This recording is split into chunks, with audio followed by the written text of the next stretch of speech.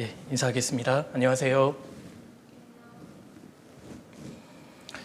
그럼 같이 기도하고 말씀 시작하겠습니다. 같이 기도하시겠습니다.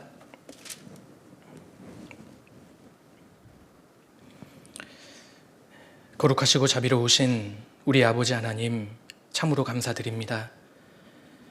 저희를 구원해 주시고 또 주님이 함께 하시는 몸된 교회 가운데 거하며 주님을 따를 수 있는, 주님을 위해 살아갈 수 있는 기회를 주신 것 참으로 감사드립니다.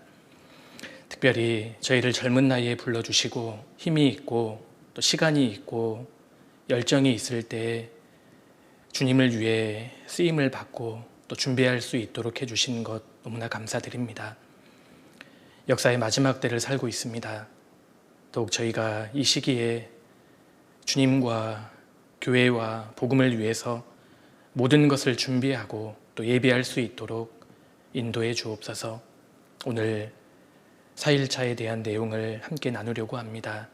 얼마 남지 않은 마지막 때에 대학생으로서 어떻게 살아야 할지 결단할 수 있는 시간이 되게 해주시고 또 저희가 준비하고 예비하는 것을 통해서 한 영혼이라도 더 주님 품으로 인도할 수 있도록 도와주옵소서. 주 성령께 모든 것을 의지하고 부탁을 드립니다. 저희를 언제나 사랑하시는 예수님 이름으로 기도드렸습니다. 아멘. 우리 성경 같이 찾겠습니다. 요한복음 14장을 넘겨보겠습니다. 요한복음 14장입니다.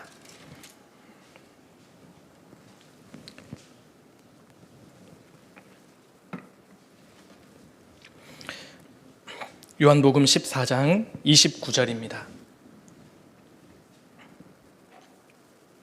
29절 한 구절을 우리 같이 한번 읽어보시겠습니다. 이제 일이 이루기 전에 너희에게 말한 것은 일이 이룰 때에 너희로 믿게 하려 함이라. 됐습니다. 제가 듣기로는 사무엘학교 34기라고 들었는데 맞나요? 제가 1기 졸업생입니다. 그래서 라떼는 이걸 얘기하려고 하는 건 아니고요. 아무튼 감회가 새롭습니다. 지금 제 나이 계산하려고 지금 하시는 분 계시는데요. 그러실 필요 없고 말씀에만 집중하시면 좋겠습니다. 요한복음 14장 29절에 우리 예수님께서 직접 하신 말씀입니다. 이제 일이 이루기 전에 너희에게 말한 것은 일이 이룰 때에 너희로 믿게 하려 함이라. 주님께서 어떤 일이 이루어지기 전에 미리 말한 것은 그 일이 이루어질 때에 믿게 하기 위해서다. 그렇게 직접 말씀하셨습니다. 다시 말해서 믿을 수 있는 가장 좋은 도구가 바로 예언이라는 것입니다. 어떤 사건이 이루어지기 전에 미리 말하는 예언의 말씀이 믿게 하기 위한 가장 좋은 도구다. 주님께서 그렇게 말씀하셨습니다. 아시는 대로 성경 강연의 4일차에 해당하는 말씀은 미래의 역사, 정확하게 이야기하면 주님의 재림과 종말에 대한 예언의 말씀이라고 할 수 있습니다. 특히 우리 시대와 맞닿아 있는 내용이기 때문에 우리가 성경을 이해하는데 그리고 사람들의 영혼을 전도하는 데 굉장히 많이 활용될 수 있는 부분이라고 할 수 있습니다. 특별히 우리 시대에 정말 중요한 말씀이 바로 이 4일차에 해당되는 말씀이고 실제로 많은 분들이 이 4일차의 내용을 통해서 하나님이 살아계심과 성경의 사실임을 인정하게 되는 그런 일들이 실제로 있지 않습니까?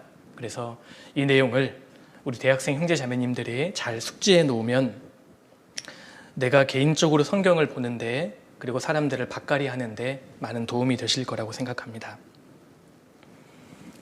예수님의 재림은 예수님이 죽으시고 부활하신 이후에 상당한 시간이 경과한 뒤에 이루어집니다. 반면에 예수님의 초림은 2000년 전에 이루어졌기 때문에 사실 예수님의 초림으로 인해서 이루어지는 일들은 사람들이 쉽게 이해할 수 있습니다. 사람이 어떻게 구원을 받습니까? 회개와 믿음, 그리고 교회에 대한 말씀들, 그리고 신앙생활, 성화에 대한 말씀들은 예수님의 초림으로 이루어진 사건이기 때문에 역사 속에서도 사람들이 쉽게 이해할 수 있었습니다. 그런데 재림은 아니에요. 재림은 역사 속에서 상당한 시간이 흐른 가운데 깨닫게 되어 있기 때문에 역사 속에서 많은 사람들이 이 재림에 대한 말씀들, 성경에 나와 있는 이 종말에 대한 말씀들을 이해하기 어려웠습니다. 그래서 많은 사람들이 요한계시록에 대해서도 쉽게 이해할 수 없었던 겁니다. 성경을 많이 알고 있었던 루터나 칼빈과 같은 사람도 재림에 대한, 종말에 대한 말씀은 잘 몰랐어요. 그리고 칼빈도 굉장히 성경 박사였습니다. 장로교의 창시자 칼빈도 창세기부터 유다서까지는 성경을 강해했는데 요한계시록에 대해서는 강해하지 못했어요. 몰랐기 때문입니다. 요한계시록에는 상징적인 표현들이 너무나 많고 또 이해하기 어려운 내용들이 많았기 때문에 칼빈도 요한계시록을 덮어두었던 겁니다. 우리 시대에 장로교에 속한 사람들이 칼빈도 요한계시록을 덮어두었는데 우리가 어떻게 감히 요한계시록을 해석할 수 있는가, 그렇게 말씀하시는 분이 있는데 아닙니다. 칼빈은 16세기 사람이었습니다. 우리는 지금 21세기를 살고 있습니다. 우리 시대에 성경에 기록되어 있는 마지막 시대의 징조가 다 나타남에도 불구하고 성령께서 마지막 시대의 징조를 깨닫게 해주심에도 불구하고 그것을 무시하고 칼빈 시대의 수준을 고집하는 사람들이 너무나 많습니다. 그래서 우리 대학생 형제 자매님들이 우리 교회에서 가르쳐지는 이 마지막 때에 대한 이 가르침이 하나의 학설이나 이론이 아니라 정말 성경적인 가르침이라는 것을 확실하게 알 필요가 있습니다. 우리 교회에서 가르치는 것만큼 굉장히 성경적인 내용은 없습니다. 그래서 우리 교회 안에 실제로 성령께서 함께 하시고 성령의 기름 부음이 우리 안에 계시고 성령이 모든 것을 가르치시기 때문에요. 우리가 지금 믿고 또 배우고 가르쳐지는 내용들이 성경적이라는 사실을 우리가 분명히 알 필요가 있습니다. 그래서 4일차의 내용, 좀 맥을 잡는 그런 시간인데요. 맥을 잡히면 안 되고요. 좀 맥을 좀 잡아보는 그런 시간이 되면 좋겠습니다. 자, 4일차의 내용을 시작하면서 가장 먼저 언급해야 될 내용이 시대 구분입니다. 시대 구분. 그래서 제가 칠판을 이용해서 간단하게 시대를 구분하는 것을 좀 정리해 보도록 하겠습니다. 자, 인간의 역사를 이렇게 시작을 했고, 인간의 최초의 사람이 아담이죠. 아담입니다. 아담 때부터 아브라함 때까지를 시대를 나눌 수 있는데 잘 아시는 그 내용이실 겁니다. 아담 때부터 아브라함 때까지의 시대를 양심시대, 사람이 하나님을 양심으로 섬겼기 때문에 양심시대 이렇게 이름을 붙일 수 있고, 또 방치시대, 또 이런 이름을 붙일 수가 있습니다. 그리고 아브라함 때부터 예수님께서 초림하실 때까지의 이 시대를 하나님께서 한 민족을 선택하셨기 때문에 선민시대라고 이름을 붙일 수 있고요. 그리고 그 민족에게 율법을 주셨기 때문에 율법시대 이렇게 또 이름을 우리가 붙일 수 있습니다. 그런데 이 민족이 예수님을 십자가에 못 박아 죽였습니다. 그래서 예수님께서 십자가에 돌아가셨고 이방인들도 은혜로 구원을 받을 수 있는 시대가 열리게 된 겁니다. 그래서 이 시대를 은혜시대 이렇게 이름을 붙이고, 또 이방인의 때 이렇게 우리가 부를 수 있습니다. 그런데 이방인도 은혜로 구원을 받는 시대가 영원히 지속되는 것은 아닙니다. 끝이 나는데 그때가 바로 예수님의 공중재림입니다. 예수님의 공중재림이 있고, 예수님께서 공중에 재림하시는 것은 은혜로 구원받은 교회를 데려가시기 위함입니다. 7년 환란 직전에 예수님께서 공중에 재림하시고, 그리고 이 지구상에는 아시는 대로 7년 환란이 임합니다. 하나님께서 7년 환란을 허락하시는 이유는 마지막으로 유대인에게 민족적으로 구원받는 기회를 주시기 위함이고, 동시에 끝까지 하나님의 복음을 배척하는 이방인들을 심판하시기 위해서입니다. 7년 환란은 그렇게 크게 두 가지의 목적을 가지고 있는 시대라고 할 수 있습니다. 7년 환란 끝에 예수님께서 지상에 재림하시죠. 주님께서 성도들과 함께 이 땅에 지상에 재림하셔서 이스라엘을 중심으로 한 왕국을 이루시고 1000년 동안 이 세상을 왕으로 통치하십니다. 이것을 천년왕국이라고 이름을 붙이지요. 천년왕국입니다. 그리고 천년왕국 끝에 하나님께서는 역사상 모든 사람들을 심판하셔서 구원받은 거듭난 사람들을 영원한 천국으로, 그리고 거듭나지 않은 모든 사람을 심판하셔서 영원한 지옥으로 보내는 최후의 심판이 천년왕국 끝에 이루어지는 겁니다.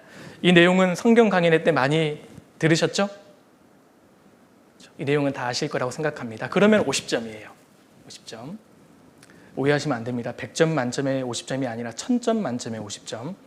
이제 시작이란 뜻입니다. 그렇죠? 여기까지는 아마 우리 대학생 형제 자매님들이 보지 않고 이면지에다가 한번 적어보는 그런 좀 시간도 가지면 좋을 거예요. 이렇게 우리가 시대를 구분할 수 있습니다. 더 세부적으로 시대를 구분하는 사람들도 있는데 꼭 그럴 필요 없이 이렇게 개략적으로 시대를 구분하면 이 관점이 성경적이라고 할 수 있습니다. 그런데 우리가 시대를 구분할 때 왜 이렇게 우리가 시대를 구분할 수 있을까요? 교회에서 이렇게 무조건적으로 배웠기 때문에 이렇게 되는 거야, 이렇게 우리가 다른 사람들에게 전도하지만 실제로 이것이 성경적인 시대 구분일까요? 오늘 이제 사무엘학교 4일차 맥잡기 시간이기 때문에 왜 이렇게 우리가 시대를 구분하는지 이거를 좀 간단하게 설명을 드려보겠습니다. 평상시에 듣지 못한 내용일 수 있어서 어려운 내용일 수 있는데 그래도 이 사무엘학교 시간이 학문적인 그런 성경적인 공부를 하는 시간이니까 좀 정리해 두시면 좋을 거예요. 자, 우리가 이렇게 시대를 구분할 수 있는 아주 중요한 근거가 있습니다. 왜 우리가 이렇게 시대를 구분하냐면 이스라엘 때문입니다. 바로 이스라엘에 대한 관점 때문이에요. 그러니까 이스라엘을 포함해서 성경을 보느냐, 이스라엘을 배제하고 성경을 바라보느냐에 따라서 성경 해석이 완전히 달라지는 겁니다. 특별히 요한계시록 마지막 때의 징조에 해석하는 데 있어서 핵심이 이스라엘입니다. 그러니까 이스라엘을 향한 신약시대에 하나님의 특별한 계획이 있느냐,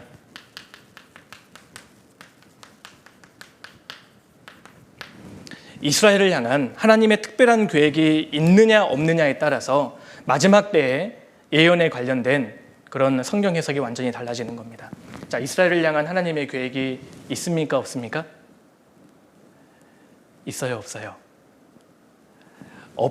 없다고 바라보는 것이 바로 언약주의 신학입니다. 자, 이스라엘을 향한 하나님의 계획은 없다, 이렇게 바라보는 것이 언약주의 신학이고, 이 언약주의 신학을 받아들인 대표적인 곳이 바로 장로교입니다. 그러니까 구약 성경에 나와 있는 이스라엘의 축복과 예언의 말씀을 교회에 대체시켜 버리는 겁니다. 교회에 적용을 시키는 거예요. 왜냐하면 이스라엘이 나라로 완전히 나라가 망했지 않습니까? 이스라엘 나라가 심판을 받고 망했기 때문에 이스라엘 나라가 없어진 겁니다. 그래서 역사적으로 사람들은 이스라엘은 망했기 때문에 그럼 이스라엘과 관련된 하나님의 언약과 축복은 교회로 넘어갔다, 이런 관점에서 바라보는 신학이 언약주의 신학이고, 이것을 받아들인 대표적인 교단이 장로교입니다. 이 신학이요, 대체주의 신학입니다. 대체신학. 그러니까 이스라엘에 해당되는 말씀을 교회로 대체시켜서 적용했던 겁니다. 그러니까요, 성경의 예언이 풀리지 않고 혼란만 증폭될 뿐이에요. 그러니까 이 장로교에 관련된 사람들은 이스라엘 향한 하나님의 계획은 없다는 관점으로 성경을 바라보니까 구약에 이스라엘에 해당되는 말씀을 다 교회로 적용을 해서 풀어버리는 겁니다. 그래서 영해를 할 수밖에 없는 거예요. 그래서 장로교 다니는 분들이 우리 교회 성경 강연의 말씀을 듣다가 가장 놀라는 부분이 뭐예요? 이스라엘의 회복에 대한 부분입니다. 그렇게 안 배웠거든요. 그리고 마지막 시대의 내용에 대해서, 재림의 징조에 대해서 우리 교회에서 가르치면 장로교 사람들은 좀 이질감을 느낍니다. 한 번도 그렇게 배워본 적이 없는 겁니다. 이스라엘을 향한 하나님의 계획이 없다라는 관점에서 성경을 바라보니까 요한계시록이 풀리지 않기 때문입니다. 반대로 이스라엘을 향한 하나님의 계획이 있다는 관점에서 바라보는 대표적인 신학이 세대주의 신학이고, 이 세대주의 신학을 받아들인 곳이 대표적으로 침례교입니다. 침례교. 이스라엘을 향한 하나님의 특별한 계획이 지금도 있다, 이 관점에서 바라보는 곳이 세대주의 신학이고, 그것을 받아들인 대표적인 곳이 바로 침례교입니다. 실제로 이 청교도들은 이스라엘이 반드시 회복된다고 믿었습니다. 그리고 그 스펄전이라든지 맥킨토시 같은 저명한 신학자들도 이스라엘을 향한 하나님의 계획이 반드시 있고 이스라엘은 회복된다고 믿었습니다. 그러다가 시간이 흘러서 19세기에 이르러서 이스라엘은 회복되는구나, 이것이 교회 안에서 공공연하게 가르쳐지기 시작했고, 미국과 영국을 중심으로, 미국은 침례교가 다수잖아요. 대부분이니까 미국의 기독교인들의 공통적인 보편적인 믿음인 겁니다. 세대주의 신학, 이스라엘 향한 하나님의 계획이 있다. 그리고요, 1948년도에 실제로 이스라엘이 독립한 겁니다. 1967년도에는 이스라엘이 예루살렘을 탈환했잖아요. 그러니까 이제 기독교계에서도 이스라엘을 향한 하나님의 계획이 있다는 관점에서 성경을 바라보기 시작하고, 그것이 이제 미국에서는 사실은 보편적인 믿음이 되어 있는 거예요. 우리나라는 장로교가 다수다 보니까 이스라엘 향한 하나님의 계획이 신약 시대도 있다고 가르치면은 이질감을 느끼고 이단이라고 생각하는데 그렇지 않습니다. 사실은 이게 성경적인 관점이라고 할 수 있고, 그래서 장로교와 침례교의 차이점이 무엇이냐? 사실 기독교 구원에 대한 핵심 교리에 대해서는 차이점이 없어요. 사실 장로교 교리도 보면 사람이 어떻게 구원을 받느냐, 믿음으로 구원을 받는다, 복음을 믿음으로만 구원을 받고 영원한 속죄를 이야기하고요, 다 맞게 이야기합니다. 그런데 장로교와 침례교의 핵심적인 차이점이 무엇이냐면 바로 이겁니다. 이스라엘을 향한 하나님의 계획이 있냐 없냐. 그러니까요, 없다는 관점에서 이스라엘을 배제하고 성경을 해석하면은 혼란만 증폭되는데, 예를 들어서 어제 배우셨나 모르겠어요. 에스겔 36장은 이스라엘의 땅의 회복이고, 에스겔 37장은 이스라엘의 민족의 회복이잖아요. 에스겔 38장은 마지막 시대의 전쟁이고, 39장은 전쟁의 결과입니다. 그리고 이스라엘이 민족적으로 회복할 것이 메시아를 받아들이는 민족적인 회개 운동이 39장에 기록이 되어 있는데, 37장 같은 경우를 예를 들면 심이 마른 뼈들이 살아나잖아요. 뭐에 대한 말씀입니까? 이스라엘의 민족의 회복에 대한 말씀이잖아요. 그리고 하나님께서도 분명히 이 뼈들은 이스라엘 민족이라고 설명하셨습니다. 그런데 이스라엘을 향한 하나님의 계획이 신약시대에는 없다고 믿는 사람들은 그 성경을 다 교회로 대체해서 적용하는 거예요. 마른 뼈가 살아나는 것은 사람의 영혼이 구원받는 과정이다, 그렇게 영해해버리는 겁니다. 이사야 11장에 나오는 천년왕국에 대한 말씀들을 예로 들면, 이사야 11장에 보면 이리가 어린 양과 같이 뛰놀고 사자가 풀을 먹고 어린아이가 독사의 굴에 손을 놓고, 그런 내용이 나오지 않습니까? 천년왕국에 대한 내용이거든요. 이스라엘을 중심으로 왕국이 이루어질 것에 대한 약속의 말씀입니다. 그것을 문자 그대로 해석해야 되는데 이스라엘을 배제하고 성경을 바라보니까 영적으로 풀어버리는 겁니다. 그래서 이 내용은, 천년왕국은 사람이 구원을 받고 교회가 확장되는 과정이다. 천년은 문자 그대로의 천년이 아니라 오랜 시간을 의미하고, 복음이 전해져서 지구상에 복음이 전파되고 교회가 확장되는 과정을 가리키는 것이다, 이렇게 영적으로 해석해 버리는 겁니다. 그러니까요, 성경이 안 풀어지는 겁니다. 성경이. 그래서 이스라엘을 향한 하나님의 계획이 있느냐 없느냐에 따라서 마지막 때에 관련된 성경의 예언의 말씀이 풀어지느냐 아니면 덮어두느냐, 이게 달려있다고 할 수 있습니다. 그렇다면 성경은 어떻게 말씀하십니까? 이스라엘을 향한 하나님의 특별한 계획이 있습니다. 성경 찾겠습니다. 신명기 4장을 넘겨보시겠습니다. 이것을 우리가 분명하게 정리해 둘 필요가 있습니다. 신명기 4장입니다. 성경이 분명히 말씀하시기를 이스라엘은 지구상에서 안 없어집니다. 27절입니다. 여호와께서 너희를 열국 중에 흩으실 것이요 여호와께서 너희를 쫓아보내실 그 열국 중에 너희의 남은 수가 많지 못할 것이며 하나님께서 이스라엘 민족을 징계하셔서 전 세계에 뿔뿔이 흩어버릴 것이다. 그 범죄한 이스라엘을 징계하실 것이지만 30절입니다. 이 모든 일이 내게 임하여 환난을 당하다가 끝날에 내가 내 하나님 여호와께로 돌아와서 그 말씀을 청종하리니 내 하나님 여호와는 자비하신 하나님이심이라. 그가 너를 버리지 아니하시며 너를 멸하지 아니하시며 내 열조에게 맹세하신 언약을 잊지 아니하시리라. 여기에서도 분명히 볼 수 있듯이 하나님께서 범죄한 이스라엘을 징계하시지만 결국 반드시 회복시키실 것을 말씀하셨습니다. 현재에도 이스라엘에 대한 하나님의 계획이 있습니다. 이것이 창세기부터 요한계시록까지 성경의 주장입니다. 예레미야 30장도 넘겨보겠습니다. 오늘 좀 성경을 열심히 찾겠습니다. 예레미야 30장 11절입니다. 예레미야 30장 11절 나 여호와가 말하노라 내가 너와 함께하여 너를 구원할 것이라. 내가 너를 흩었던 그 열방은 진멸한다 할지라도 너는 진멸하지 아니하리라. 그러나 내가 공도로 너를 징책할 것이요 결코 무죄한 자로 여기지 아니하리라. 주님께서 이스라엘을 징계하시지만 진멸시키지는 않겠다. 하나님께서 이스라엘을 절대 안 버리십니다. 예레미야 31장 35절입니다. 나 여호와는 해를 낮의 빛으로 주었고 달과 별들을 밤의 빛으로 규정하였고 바다를 격동시켜 그 파도로 소리치게 하나니 내 이름은 만군의 여호와니라. 내가 말하노라 이 규정이 내 앞에서 패할진대 이스라엘 자손도 내 앞에서 패함을 입어 영영이 나라가 되지 못하리라. 하나님께서 말씀하셨습니다.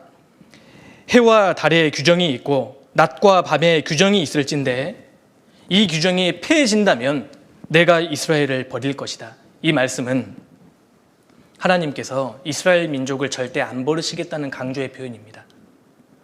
하나님께서 만드신 낮과 밤의 규례가 있는 한, 즉 인류 역사가 있는 동안에는 이스라엘 민족은 절대 안 없어집니다. 그러니까 이스라엘을 향한 하나님의 특별한 계획이 있습니다. 이 말씀은 과거에나 지금이나 유효합니다. 동일하게 유효합니다. 하나님께서 천지 만물을 다스리고 계시는 한 이스라엘 민족은 안 없어집니다. 33장 예레미야 33장 25절입니다.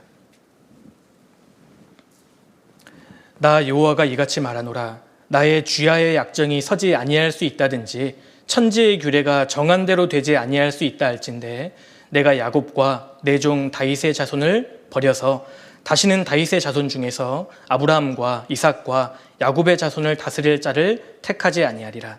내가 그 포로된 자로 돌아오게 하고 그를 긍휼히 여기리라. 하나님께서 분명히 말씀하셨습니다. 그래서 하나님께서 천지 만물을 다스리시고 그 규례가 존재하는 한 하나님이 이스라엘을 절대 버리지 않으십니다. 사도 바울도 그렇게 말씀하셨죠. 예레미야 11장에 하나님께서 자기 민족을 버리셨느뇨? 그럴 수 없느니라. 하나님께서 이스라엘을 절대 안 버리십니다. 그래서 마지막 때에 이스라엘을 향한 하나님의 특별한 미래 계획이 있다. 이 관점에서 성경을 바라보니까 요한계시록이 너무 쉽게 풀리기 시작하고 이 미래 역사에 대한 예언들의 말씀이 쉽게 또 이해할 수 있고 또 우리 시대에 특별히 유대인들의 동향을 살핌으로써 성경에 대한 큰 확신을 가질 수 있는 겁니다. 실제로 많은 분들이 이 이스라엘의 회복, 이스라엘에 대한 말씀을 듣고 하나님 살아계시는 것을 믿게 됩니다. 우리 시대에. 그래서 이스라엘을 향한 하나님의 계획이 있느냐, 이스라엘을 포함시켜서 성경을 바라보느냐, 이 관점이 굉장히 중요하다고 할 수 있습니다. 자, 이스라엘을 향한 하나님의 계획이 있다는 관점에서 성경을 바라보지 않습니까? 그럼 우리가 얻을 수 있는 유익이 굉장히 많아요. 자, 몇 가지를 정리해 드리겠습니다. 자, 이스라엘을 향한 하나님의 계획이 있다, 이 관점에서 성경을 바라보지 않습니까? 그럼 이것을 알게 돼요. 첫 번째, 성경에 재림에 대한 말씀이 많이 있는데 재림이 이거 두 단계로 이루어진다라는 것을 알게 되는 겁니다. 성경을 읽다 보면 재림에 대한 묘사가 크게 내용이 두 가지입니다. 예수님께서 공중에 강림하셔서 구원받은 성도들을 모으시는 그런 상황에 대한 묘사가 있고요. 또 한 가지의 재림은 예수님께서 이 땅에 성도들과 함께 강림하시는 내용이 기록이 되어 있습니다. 그런데 이스라엘을 향한 하나님의 계획이 없다는 관점에서 바라보면 재림이 이해가 안 되는 거예요. 왜 재림이 두 가지의 모습이지? 실제로 이스라엘을 향한 하나님의 계획이 없다는 관점에서 성경을 바라보면 재림은 한 단계로 이루어질 수밖에 없습니다. 그래서 그들은 재림이 한 단계로 이루어진다고 주장을 합니다. 그런데 이스라엘을 향한 하나님의 계획이 있다는 관점에서 성경을 바라보면 재림은 두 단계로 이루어지는데 바로 공중재림과 지상재림입니다.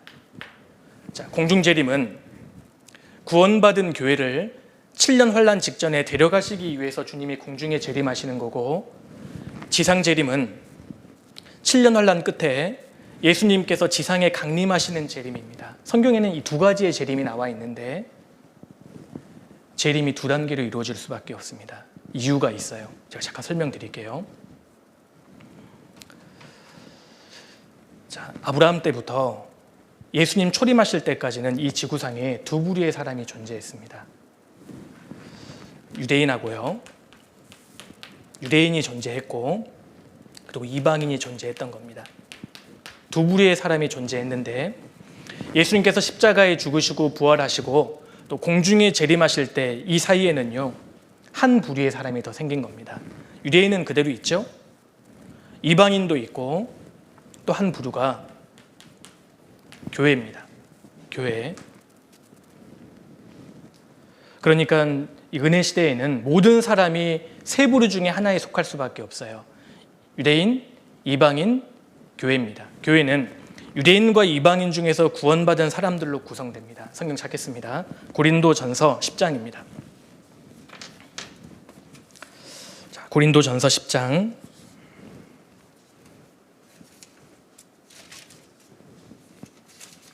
32절입니다. 32절. 중요한 말씀입니다. 유대인에게나 헬라인에게나 하나님의 교회에나 거치는 자가 되지 말고, 사도 바울이 세 부류의 사람을 지금 언급하셨습니다. 유대인에게나, 유대인, 헬라인, 이방인입니다. 그리고 하나님의 교회. 그래서 은혜 시대에는 세 부류의 사람이 존재하는 겁니다. 그래서 우리 시대에는 모든 사람이 세 부류 중에 하나에 속하게 돼요. 어느 날 예수님께서 공중에 재림하실 때 교회를 데려가시는 겁니다. 7년 환란이 임하기 전에 교회를 데려가시는 것이 공중 재림이고, 그래서 다른 말로 한자어로는 휴거라고 하잖아요. 영어로는 랩처입니다. 대환희, 황홀경 이런 뜻입니다. 예수님께서 왜 공중에 재림하십니까? 누구를 위해서? 교회를 위해서예요. 교회를 7년 환란 직전에 데려가시기 위해서 공중에 재림하시는 거고, 그래서 교회가 사라지고 나니까요 7년 환란 기간에는 다시 두 부류밖에 이 지구상에는 존재하지 않습니다. 유대인과 이방인이에요. 교회가 7년 환란에 들어갑니까? 안 들어갑니까? 들어가지 않습니다. 7년 환란 끝에 예수님께서 지상에 재림하시는데 왜 주님이 지상에 재림하시느냐? 사실 주님이 지상에 재림하시는 이유는 교회를 위해서가 아닙니다. 유대인을 위해서예요. 7년 동안 적그리스도의 압제 속에서 고통하고 있는 유대인들을 건져내서 천년왕국으로 들이시기 위해서 예수님께서 지상에 재림하시는 겁니다. 그래서 천년왕국에는 유대인도 들어가고 이방인도 들어가고 교회는 하나님과 함께 천년 동안 왕노릇한다고 되어 있잖아요. 그러니까 이스라엘을 향한 하나님의 계획이 있다는 관점에서 바라보니까 그렇구나. 주님이 교회를 위해서 공중에 재림하시고 유대인을 위해서 지상에 재림하시는구나. 이게 깨달아지는 겁니다. 그래서 주님의 재림이 두 가지의 모습이었구나. 하나는 공중 재림이고 하나는 지상 재림이구나. 다시 말해서 하나님께서는 교회뿐만 아니라 유대인에 대한 계획도 갖고 계시는 겁니다. 이해되시죠? 이스라엘을 향한 하나님의 계획이 있다는 관점에서 이것을 인정하고 바라보니까 재림이 풀리기 시작하는 거예요. 야, 재림이 두 단계구나. 그래서 이렇게 시대 구분을 할 수 있는 겁니다. 그리고 두 번째로 이스라엘을 향한 하나님의 계획이 있다는 관점에서 바라보니까요, 7년 환란이 풀리기 시작하는 겁니다. 7년 환란은 다니엘서 9장 70일에를 잘 살펴보면 7년 환란을 알 수 있습니다. 그 하나님께서 이스라엘 민족을 위해서 70일에로 기한을 정하셨지 않습니까? 70일에 490년입니다. 제가 다니엘의 70일에 대해서는 자세히 다루지 않겠습니다. 그런데 이미 69일에는 지나갔잖아요.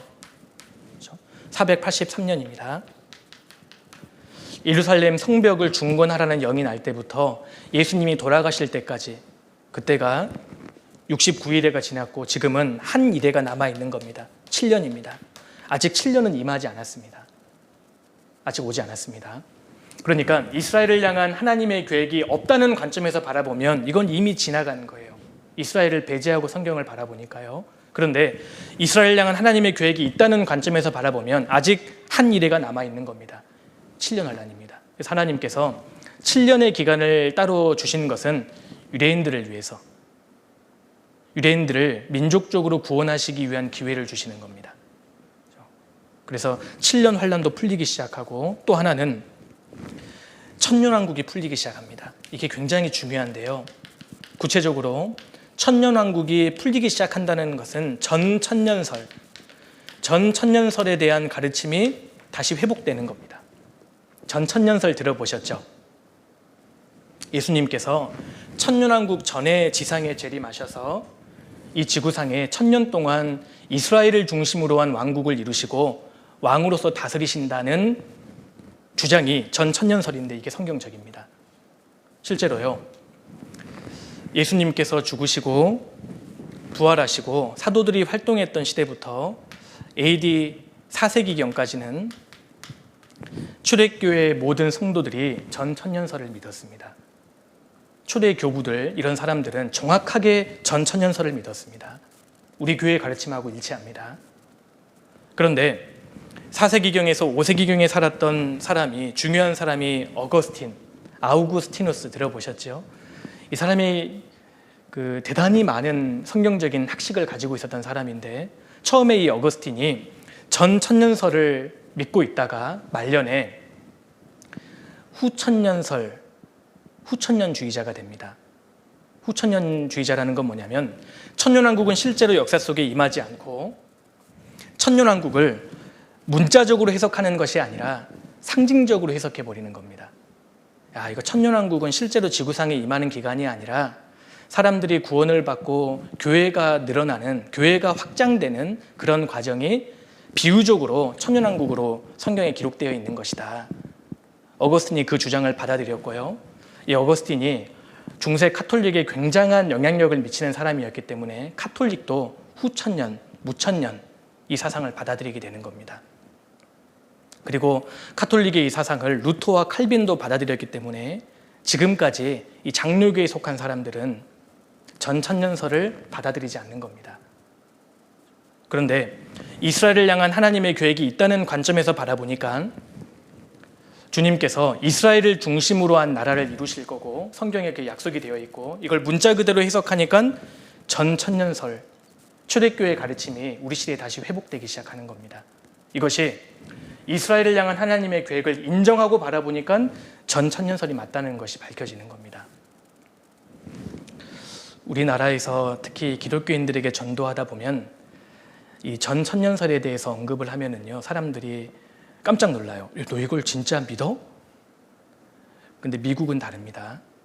미국 기독교인들의 대부분은 전천년설을 문자 그대로 믿고 있고 환란 전 휴거를 그대로 믿습니다. 초대교회의 가르침과 일치하고 사실 성경의 가르침과도 일치하는 겁니다. 실제로 천년왕국이 있습니다. 역사 속에 1000년 동안 지속될 겁니다.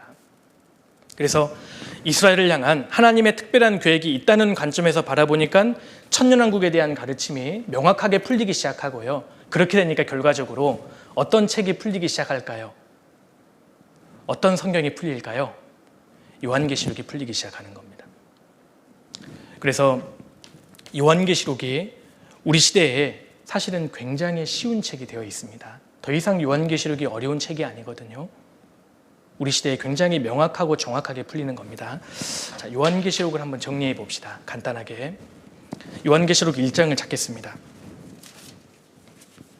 요한계시록 1장.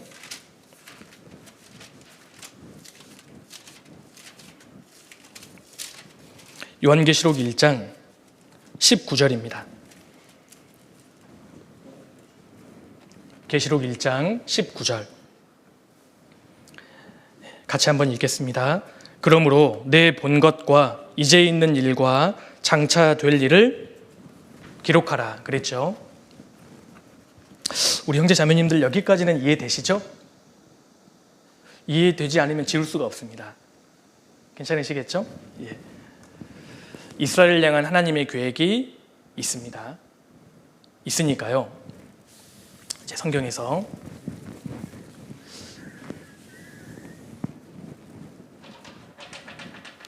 성경의 예언의 말씀이 풀리기 시작하는데 요한계시록이 풀리기 시작하는 겁니다. 요한계시록을 잠깐 짧게 좀 정리해 보겠습니다.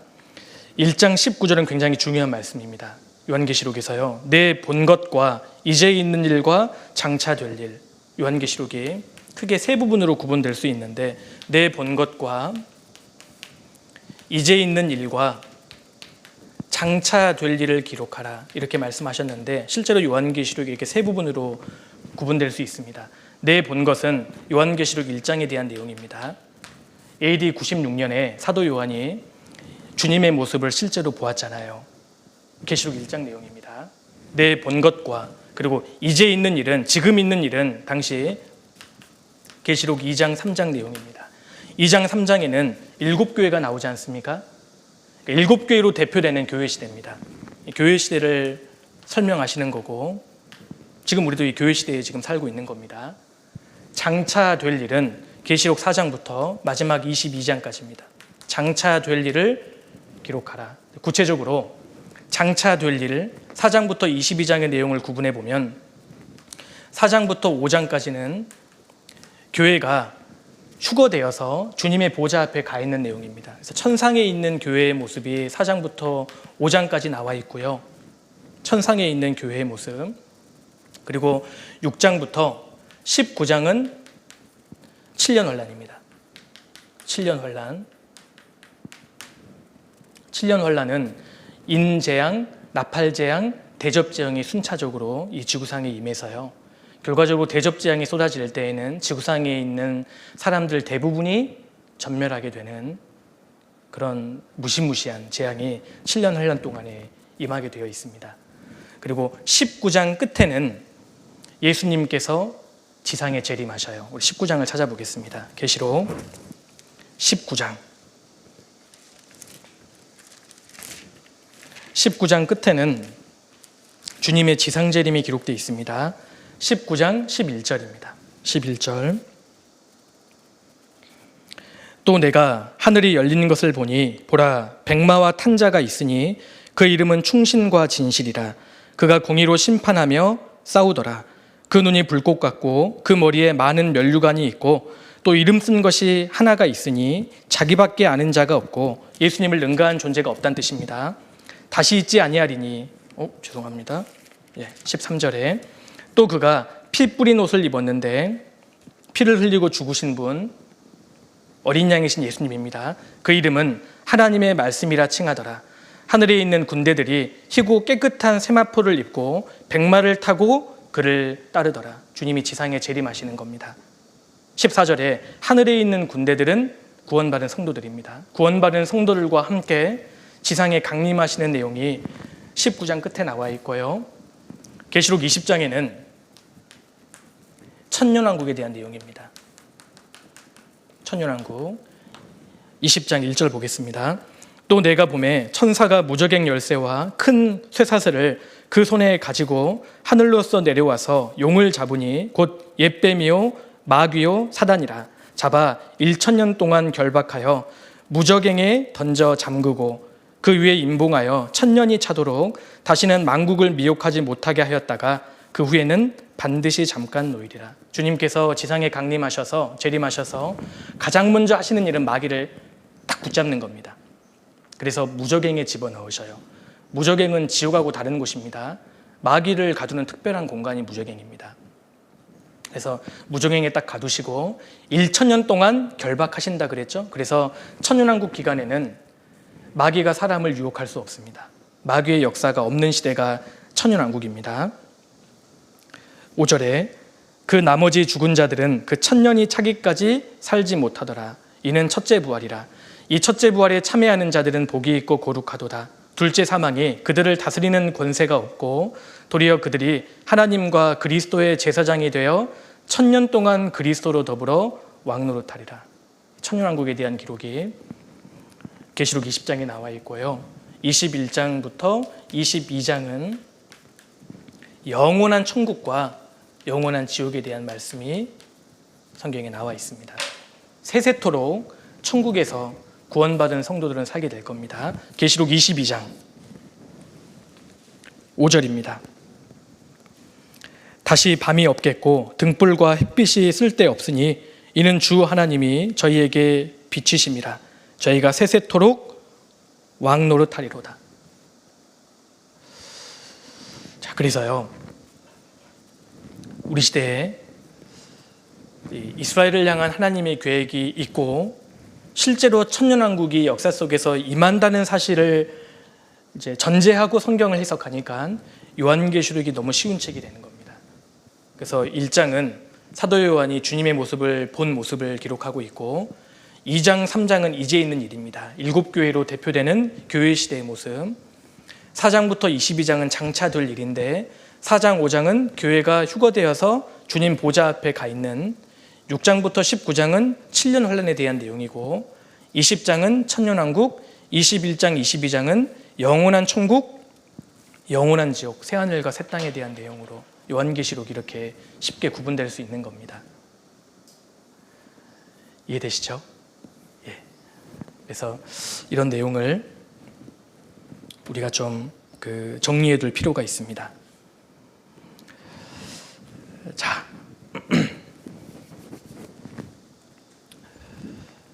주겠습니다.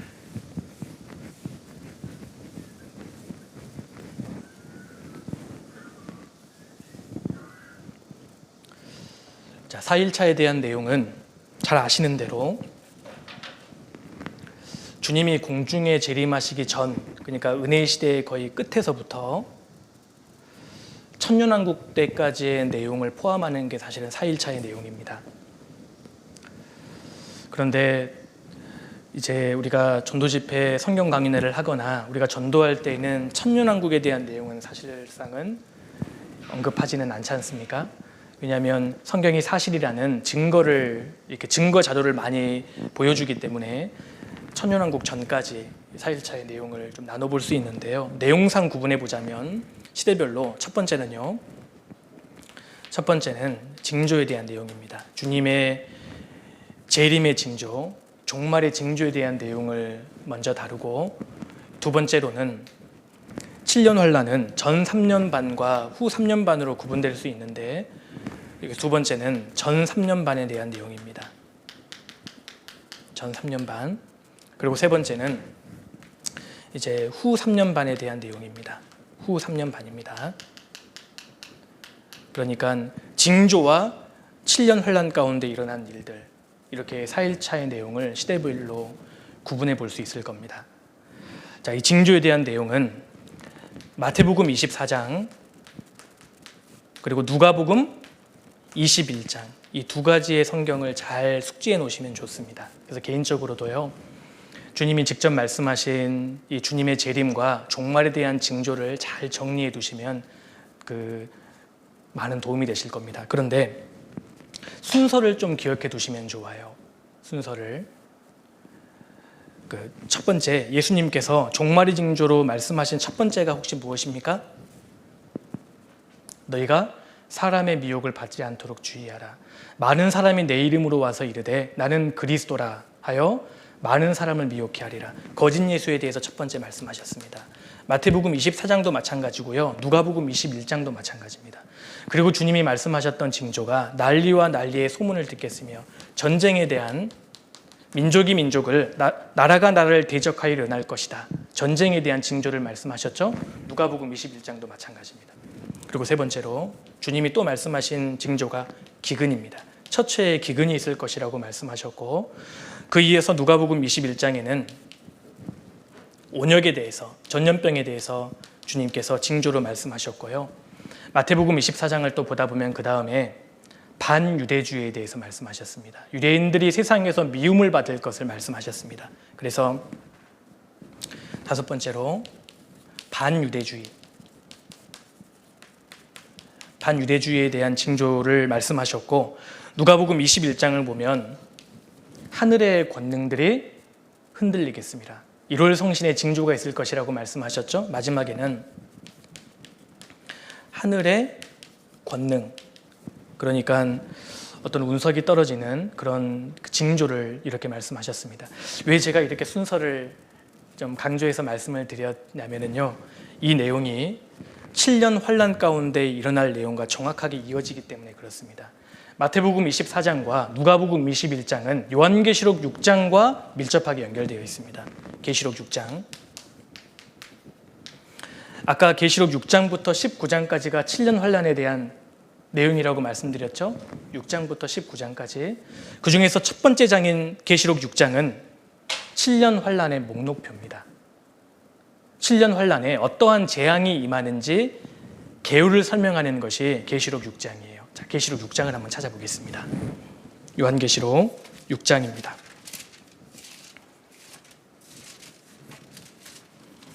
이거를 좀 머릿속에 우리가 정리해 두고 전도할 때에는 직접적으로 활용하지 않는다 할지라도 이걸 좀 정리해 두면은요, 야, 주님께서 이렇게 징조를 말씀하셨고 우리 시대에 징조가 일어나는 것이 이런 의미구나, 이렇게 좀 이해할 수 있습니다. 계시록 6장 1절입니다.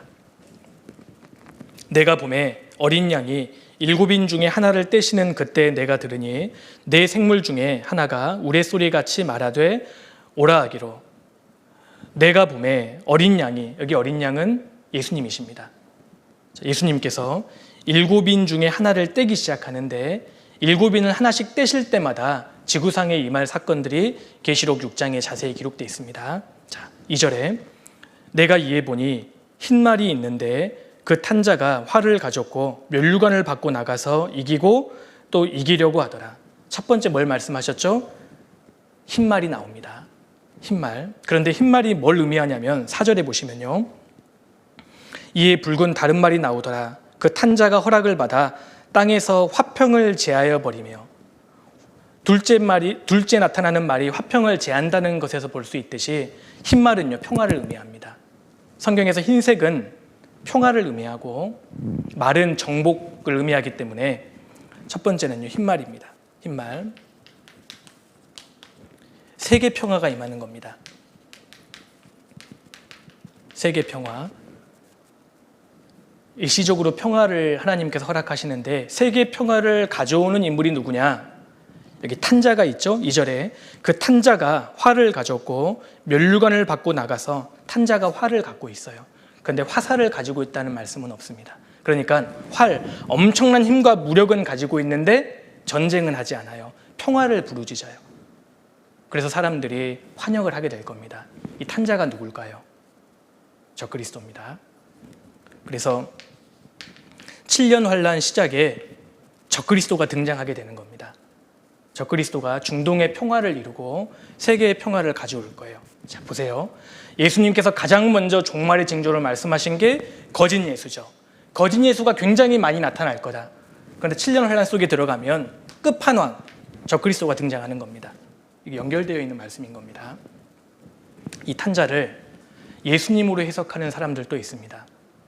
실제로 안식교에서는 탄자를 예수님으로 해석하는데 예수님일 수가 없습니다.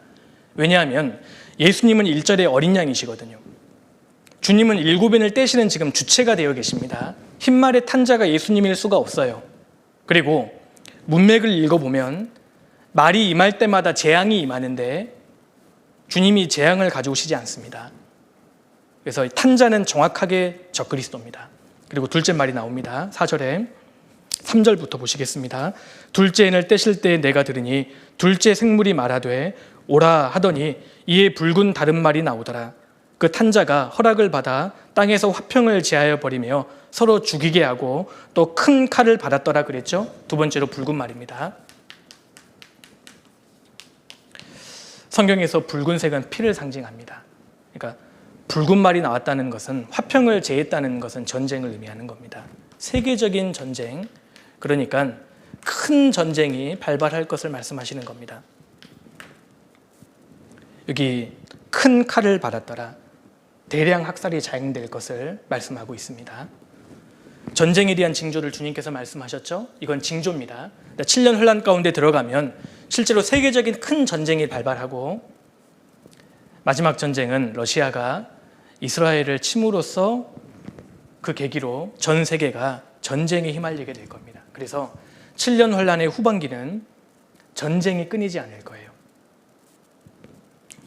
그리고 5절에 셋째 인을 떼실 때 내가 들으니 셋째 생물이 말하되 오라 하기로 내가 보니 검은 말이 나오는데 그 탄자가 손에 저울을 가졌더라. 검은 말이 나옵니다. 성경에서 검은색은요, 기근을 얘기합니다. 기근인데 기근이 막 정복해 가니까요, 세계적인 기근이에요. 세계적인 기근이 도래할 겁니다. 예레미야 5장 10절에 예레미야 애가 5장 10절에 예레미야 시대에 이스라엘 백성들이 너무 굶주리니까요, 피부가 아궁이처럼 검은이다. 성경에서 검은색은 기근을 상징합니다. 기근. 검은 말이 나오는데 그 탄자가 손에 저울을 가졌다. 레위기 26장을 보면 이스라엘 백성들이 하나님 말씀에 불순종했을 때 식량을 먹을 때 저울에 달아서 먹습니다. 저울에 달아서 식량을 먹는다는 것은 극도의 빈곤 상태를 가리킵니다. 세계적인 기근, 그러니까 예수님께서 기근에 대한 징조를 말씀하셨는데 정확하게 검은 말과 이어지는 겁니다. 그리고 7절에 넷째 인을 떼실 때에 내가 넷째 생물의 음성을 들으니 가로되 오라 하기로 내가 보매 청황색 말이 나오는데 그 탄자의 이름은 사망이니 음부가 그 뒤를 따르더라. 청황색 말이죠. 청황색 말입니다. 청황색은 헬라어로 클로로스입니다. 병자의 색이에요.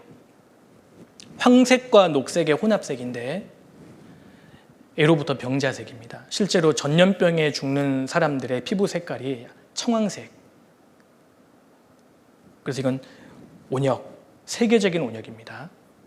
그래서 청황색 말은 세계적인 전염병, 온역이 7년 혼란 가운데는 이제 온역이 세상을 덮는 겁니다. 예수님께서 온역을 말씀하셨죠? 지금 코로나19는 뭐예요? 예수님이 징조 말씀하시는 거예요. 징조입니다. 7년 혼란 가운데 들어가면 실제로 세계적인 전염병이 치사율이 훨씬 높은 전염병이 지구에 창궐하게 되는 겁니다. 저희가 땅 4분의 1의 권세를 얻어 검과 전쟁과 흉년과 기근과 사망과 사막은 온역입니다. 온역과 땅의 짐승으로서 죽이더라. 7년 혼란 가운데 들어가면 인재앙이 쏟아질 때 전쟁과 기근과 온역으로 인해서요, 사람 인구의 4분의 1이 죽임을 당하는 그런 일이 벌어질 것을 말씀하셨고, 9절에 다섯째 인을 떼실 때 내가 보니 하나님의 말씀과 저희의 가진 증거를 인하여 죽임을 당한 영혼들이 제단 아래 있어 큰 소리로 불러 가로되 거룩하고 참되신 대주제여 땅에 거하는 자들을 심판하여 우리 피를 신원하여 주지 아니하시기를 어느 때까지 하시려나이까 하니 각각 저희에게 흰 두루마기를 주시며 가라사대 아직 잠시 동안 쉬되 저희 동무 종들과 형제들도 자기처럼 죽임을 받아 그 수가 차기까지 하라 하시더라. 여기 9절에요. 하나님의 말씀과 저희의 가진 증거를 인하여 죽임을 당한 영혼들이 계시록 20장 말씀과 비교해 보면 유대인 14만 4천 명을 가리킨다는 걸 알 수 있습니다. 그러니까 전 3년 반 기간 동안에 구원받은 유대인 14만 4천 명이 후 3년 반 기간 동안 적그리스도에 의해서 다 순교를 당하게 되는 겁니다. 그러니까 예수님께서 반유대주의를 말씀하셨는데 7년 환란 속에 들어가면 실제로 14만 4천 명이 순교당하는 겁니다. 그 내용하고 연결되는 거지 않습니까? 그리고 계시록 6장 12절입니다. 12절.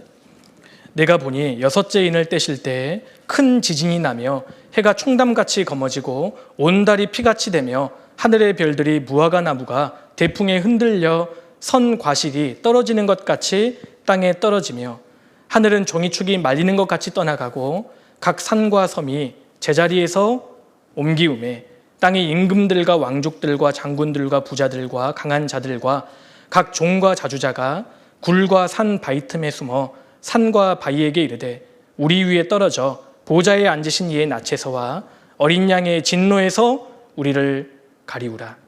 그들의 진노의 큰 날이 이르렀으니 누가 능히 서리오 하더라. 마지막 6번째 인이 떼어질 때 예수님께서는 하늘의 권능들이 흔들리는 징조를 말씀하셨고 7년 환란 속에 실제로 들어가면 이 하늘의 운석이 한두 개가 아니라 이 무화과 나무 열매가 우수수 떨어지는 것처럼 이 하늘의 권능들이 떨어지는, 그래서 사람들이 바위 틈 속에 방공호 속에 숨는 그런 내용들이 예언되어 있는 겁니다. 그러니까요, 마태복음 24장, 누가복음 21장은 주님이 공중에 재림하시기 전에 징조를 말씀하시는 겁니다. 우리는 이 징조를 지금 보고 있는 시대고, 계시록 6장에는 실제로 7년 환란 속에 들어가면 징조가 실제로 지구상에 어마어마한 재앙으로 임하게 되는 겁니다. 우리는 7년 환란 전에 살면서 징조를 보고 있고요, 머지않아 구원받지 않은 사람들은 7년 환란 속에 들어가서 이 재앙을 당할 수밖에 없는 겁니다. 그래서 이 내용을 좀 잘 정리해 두시면 도움이 되실 거라고 생각합니다. 우리 시대에 지금 코로나19를 좀 경험하고 있잖아요. 이거는요, 징조입니다. 징조. 나중에 7년 환란 속에 들어가면 더 끔찍하고 무시무시한 질병이 지구를 창궐하게 되는 겁니다. 이해되시죠? 예. 자, 징조에 대해서 잠깐 말씀드렸고, 두 번째로 전 3년 반에 일어날 일들을 좀 간단하게 정리 한번 해보겠습니다. 전 3년 반에 일어날 일을 크게 4가지로 좀 정리해 보면 좋을 것 같습니다. 먼저요, 전 3년 반에 적그리스도가 등장합니다.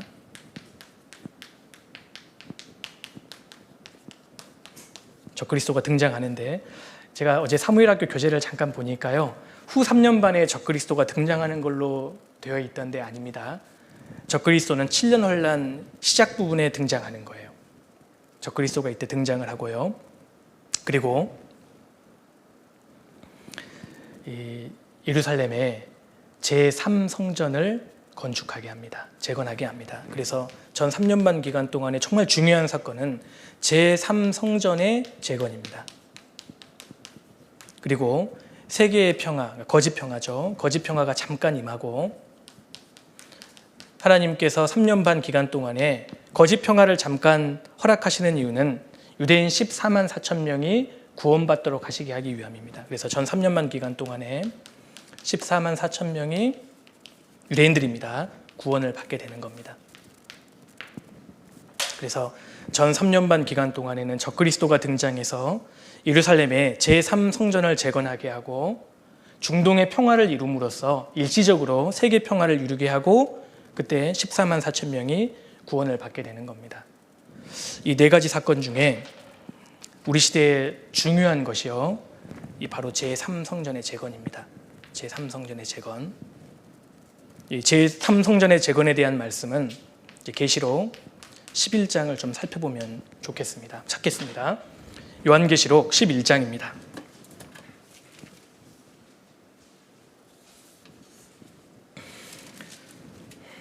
요한계시록 11장 1절입니다. 또 내게 지팡이 같은 갈대를 주며 말하기를, 일어나서 하나님의 성전과 제단과 그 안에서 경배하는 자들을 청량하되. 이 말씀에서 또 내게, 사도 요한입니다. 사도 요한에게 지팡이 같은 갈대를 주면서 하나님의 성전과 제단과 그 안에서 경배하는 자들을 청량하라고 말씀하셨습니다. 이 말씀에서요, 하나님의 성전이 나오잖아요. 여기 하나님의 성전은 과거 솔로몬이 지었던 그 성전, 헤롯이 증축했던 과거의 성전을 가리킬 수가 없습니다. 왜냐하면 사도 요한이 이 말씀을 받을 때가 AD 96년인데 이때는 AD 70년에 이미 예루살렘 성전이 로마에 의해서 파괴된 이유이기 때문입니다. 그래서 이거는 미래의 성전입니다. 그래서 7년 환란 동안에 지어질 성전을 가리키는 겁니다. 성경은 7년 환란의 주요 무대가 예루살렘 성전으로 묘사하고 있습니다. 그래서 성전은 반드시 지어집니다. 데살로니가 후서 2장도 찾겠습니다. 데살로니가 후서 2장입니다.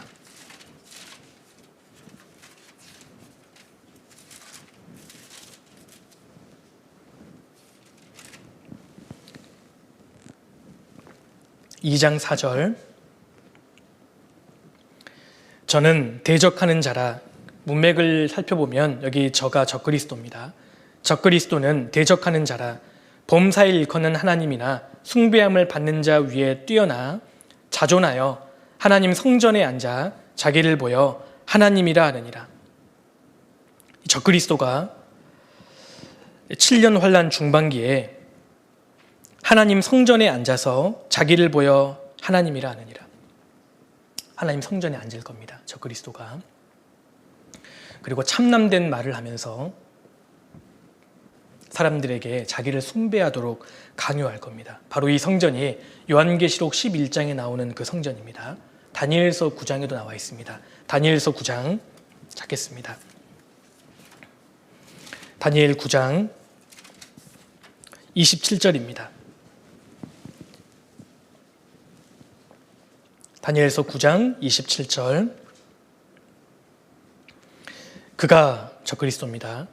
장차 많은 사람으로 더불어 한 이레 동안의 언약을 굳게 정하겠고 많은 사람으로 더불어 한 이레 7년 동안의 언약을 굳게 정하겠고 그가 그 이레의 절반에 7년 환란의 중반기입니다. 제사와 예물을 금지할 것이며 또 잠포하여 미운 물건이 날개를 의지하여 설 것이며 이 적그리스도가 7년 환란 중반기에 제사와 예물을 금지할 것이다. 그리고 그 성전에 잠포하여 미운 물건이 날개를 의지하여 서게 할 것이다. 짐승의 우상을 세우는 겁니다. 요한계시록 13장에 자세히 나와 있죠. 또 이미 정한 종말까지 진노가 황폐케 하는 자 적그리스도에게 쏟아지리라 하였느니라. 요한계시록 13장에는 이 적그리스도가 이 성전에 앉아서 자기 적그리스도의 우상을 성전에 세우게 하고 모든 사람에게 숭배를 강요하는 그 내용이 기록되어 있습니다. 그래서 이 정한 종말까지 진노가 적그리스도에게 쏟아질 겁니다. 앞에서 찾았던 이 몇 가지의 말씀들을 통해서 7년 환란 이 중반기 전에 하나님의 성전이 세워질 것을 우리가 분명히 알 수 있습니다. 우리 시대에 제3성전에 대한 이야기가 자꾸 들리죠. 예루살렘에 성전이 지어진다, 준비되고 있다, 이 내용이 자꾸 들리는 것은 7년 환란이 얼마 남지 않았다는 증거이고 주님의 공중 재림이 얼마 남지 않았다는 분명한 증거가 되는 겁니다. 7년 환란의 중심 무대는 제3성전입니다. 그러니까 우리가 이스라엘의 동향들을 자꾸 살펴보면요, 지금 자꾸 제3성전 이야기가 나옵니다. 지금 유대인들은 제3성전 재건을 준비를 다 끝내놓은 거 아시죠? 지금 다 준비를 끝내놓은 상태입니다. 그래서 이거 7년 환란이 임하는 것이 얼마 남지 않았구나, 주님의 공중재림이 얼마 남지 않았다는 분명한 증거 중에 하나가 바로 제3성전입니다.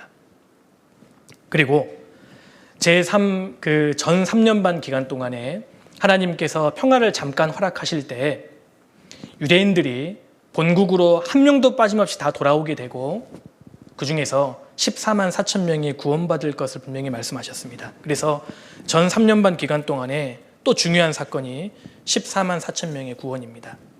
14만 4천 명. 14만 4천 명이 구원받는 내용이 계시록 7장에 자세히 나와 있고 스가랴 12장 그리고 에스겔 39장, 이 성경에 자세히 나와 있습니다. 이걸 좀 기억해 두시면 좋을 것 같습니다.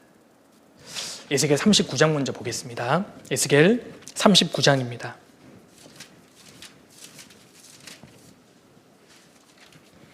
에스겔 39장 25절입니다.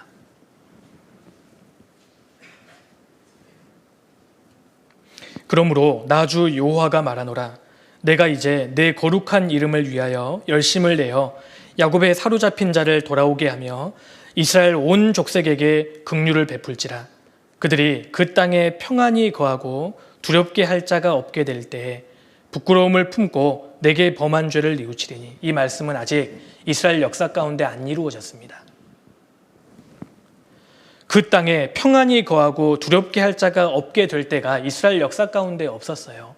이후로 이때가 바로 7년 환란의 전 3년 반입니다. 주님께서 중동의 평화를 잠깐 허락하시는데 그 이유는 유대인 14만 4천 명이 구원받도록 하시기 위함입니다. 부끄러움을 품고 내게 범한 죄를 뉘우치리니 곧 내가 그들을 만민 중에서 돌아오게 하고 적국 중에서 모아내어 열국 목전에서 그들로 인하여 나의 거룩함을 나타낼 때라. 전에는 내가 그들로 사로잡혀 열국에 이르게 하였거니와 후에는 내가 그들을 모아 고토로 돌아오게 하고 한 사람도 이방에 남기지 아니하리니 그들이 나를 여호와 자기들의 하나님인 줄을 알리라. 하나님께서 전 3년 반 기간 동안에 유대인 한 명도 빠짐없이 고토 옛날 땅으로 돌아오게 합니다. 그리고 부끄러움을 품고 내게 범한 죄를 뉘우치리니, 이 말씀대로 이 기간 동안에 유대인들이 민족적인 대회개 운동을 하게 될 겁니다. 유대인들이요, 2000년 전에 자신들의 조상이 죽인 예수가 하나님이 보내신 메시아라는 사실을 깨닫게 되고 회개 운동을 하게 되는 겁니다. 스가랴 12장에 자세히 나옵니다. 스가랴 12장입니다.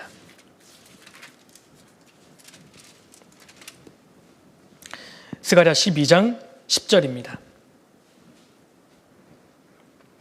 내가 다윗의 집과 예루살렘 거민에게 은총과 간구하는 심령을 부어주리니 그들이 그 찌른 바 그를 바라보고 그를 위하여 애통하기를 독자를 위하여 애통하듯 하며 그를 위하여 통곡하기를 장자를 위하여 통곡하듯 하리로다.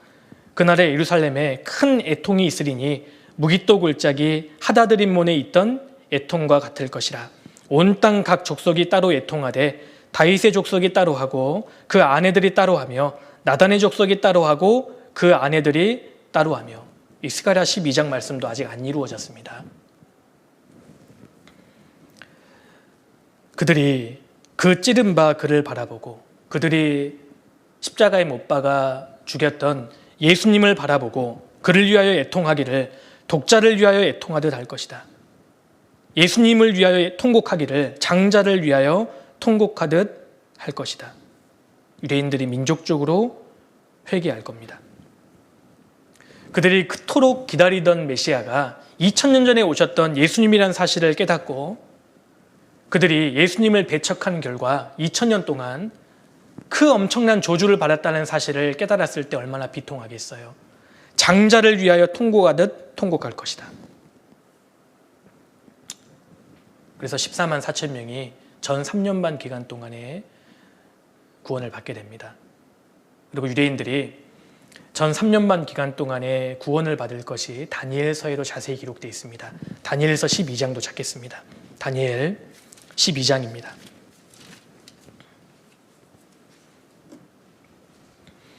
다니엘서 12장 1절입니다. 1절, 그때 7년 환란입니다. 7년 환란 때에 내 민족을 호위하는 대군 천사장 미카엘이 일어날 것이요 또 환란이 있으리니 이는 개국 이래로 그때까지 없던 환란일 것이며. 7년 환란입니다. 그때에 내 백성 중 무릇 책에 기록된 모든 자가 구원을 얻을 것이라. 여기 개국 이래로 그때까지 없던 환란은 바로 야곱의 환란, 7년 환란을 가리킵니다. 전에도 없었고 후에도 없는 전무후무한 환란, 7년 환란입니다. 그때에요, 이스라엘 민족을 호위하는 천사장 미카엘이 등장할 겁니다.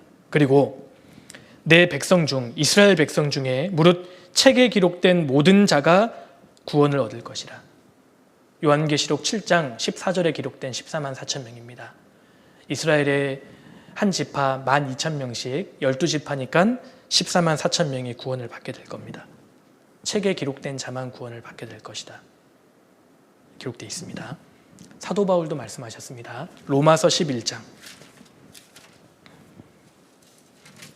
로마서 11장 25절입니다.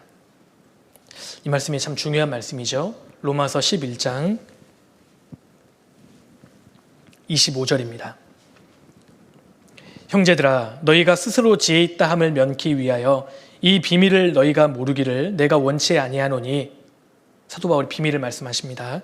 이 비밀은 이방인의 충만한 수가 들어오기까지 이스라엘의 덜어는 완악하게 된 것이라. 그리하여 온 이스라엘이 구원을 얻으리라. 비밀을 말씀하시는데, 이방인의 충만한 수가 들어오기까지, 이방인의 충만한 수가 들어와서 교회가 완성이 되면 주님은 공중에 재림하시고 그 교회를 데려가십니다. 그리하여 온 이스라엘이 구원을 얻으리라. 그 다음에 이스라엘이 민족적으로 구원을 받는 기회가 주어지는 겁니다.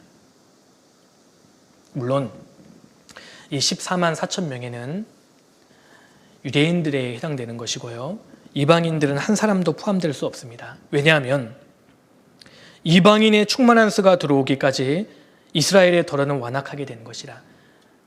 이방인의 구원받을 만한 충만한 수가 이미 찼기 때문에 다시는 이방인에게 구원받을 기회가 주어지지 않는 겁니다.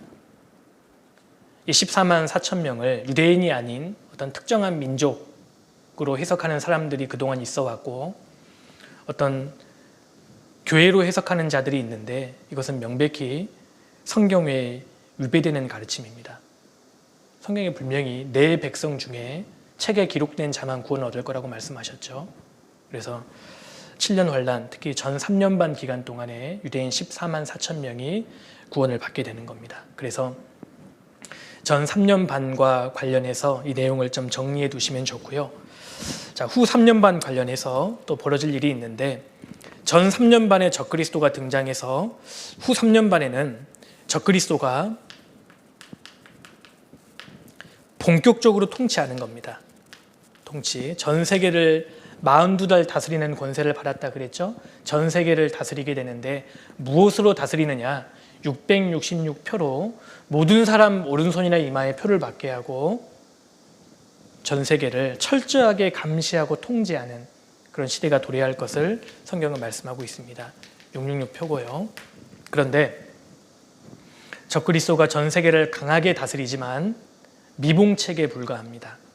결국 마지막에 전쟁이 터지게 됩니다. 그래서 마지막 아마겟돈 전쟁, 마지막 전쟁에 대한 기록이 성경에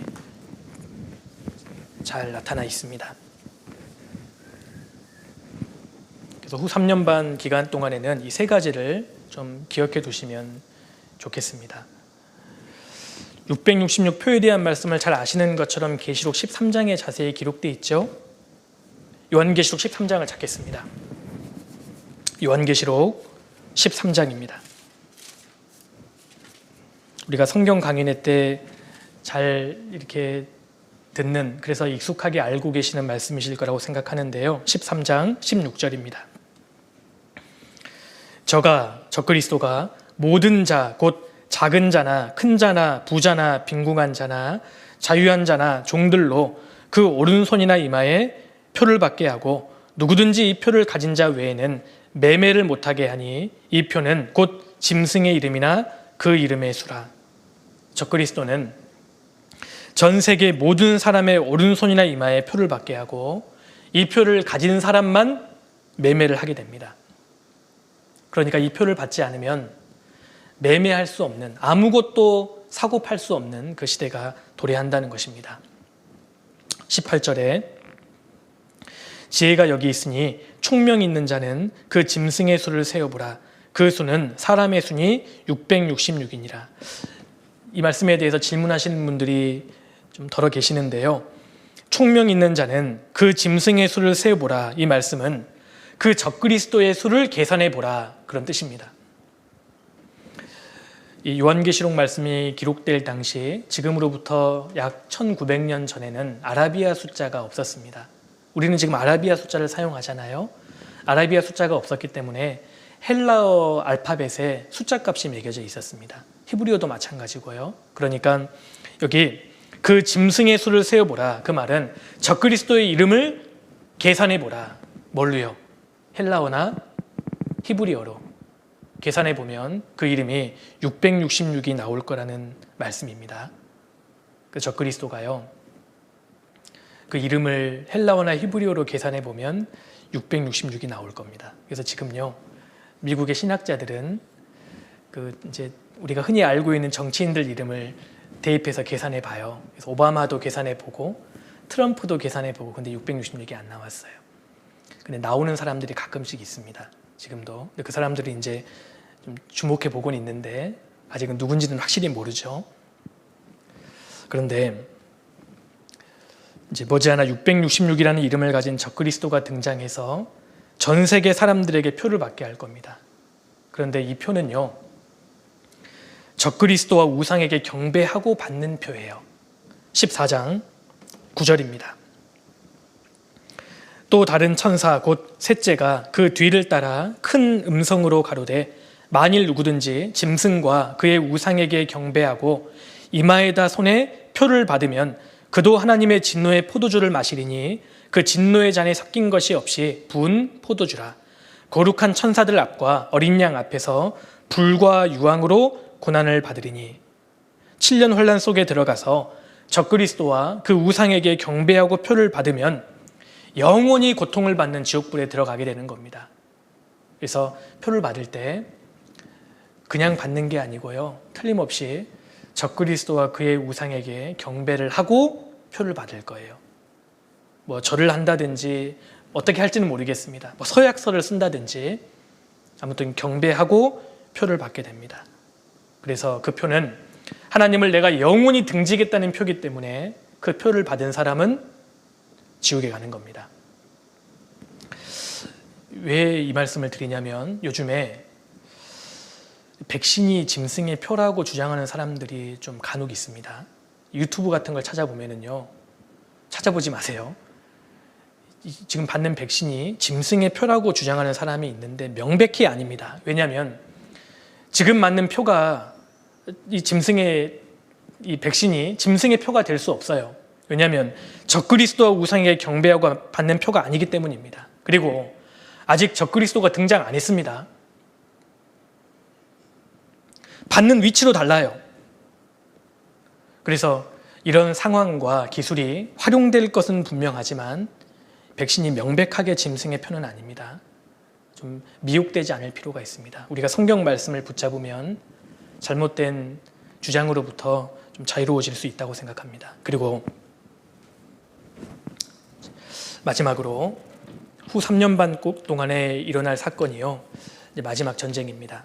마지막 전쟁인데 마지막 전쟁에 대한 말씀은 계시록 16장에 나오고 계시록 16장과 다니엘서 11장을 같이 봐야 합니다. 그래야 마지막 아마겟돈 전쟁에 대한 개요가 잡히게 되고, 그리고 잘 아시는 대로 에스겔 38장, 이제 러시아가 이스라엘을 치러 오는, 그래서 마지막 전쟁을 보기 위해서는 크게 이 세 장을 참고하시면 좋습니다. 계시록 16장을 찾겠습니다. 계시록 16장 13절입니다. 또 내가 보매 개구리 같은 새 더러운 영이 용의 입과 짐승의 입과 거짓 선지자의 입에서 나오니 저희는 귀신의 영이라. 이적을 행하여 온 천하 임금들에게 가서 하나님 곧 전능하신 이의 큰 날에 전쟁을 위하여 그들을 모으더라. 이 말씀이 마지막 전쟁, 아마겟돈 전쟁에 대한 말씀입니다. 마귀는 적그리스도와 거짓 선지자의 입을 통해서 세상 사람들에게 정말 시끄럽게 세뇌시키는데, 온 천하 임금들에게 가서 하나님 곧 전능하신 이의 큰 날에 전쟁을 위하여 그들을 모으더라. 온갖 가문이설로 전 세계 사람들이 전쟁을 하는 것이 마치 하나님의 뜻인 것처럼 거짓으로 부추길 겁니다. 16절에 새 영이 히브리음으로 아마겟돈이라 하는 곳으로 왕들을 모으더라. 그래서 전 세계 이 사람들을 아마겟돈으로 모아들여서 전쟁을 하게 하는 마지막 전쟁입니다. 북쪽의 아마겟돈부터 동쪽의 요사밧 골짜기까지 전쟁터가 될 것이라고 성경은 말씀합니다. 그리고 에돔도 전쟁터에 포함되고요. 스가랴 12장에 보면 북이스라엘과 남유다까지, 그러니까 이스라엘 온 땅이 전쟁터가 됩니다. 거기서 전쟁이 시작이 되어서 세계 전쟁으로 확전되는 겁니다. 자, 아마겟돈 전쟁을 이해하기 위해서는 다니엘서 11장과 같이 보셔야 합니다. 다니엘서 11장을 찾겠습니다. 다니엘 11장입니다.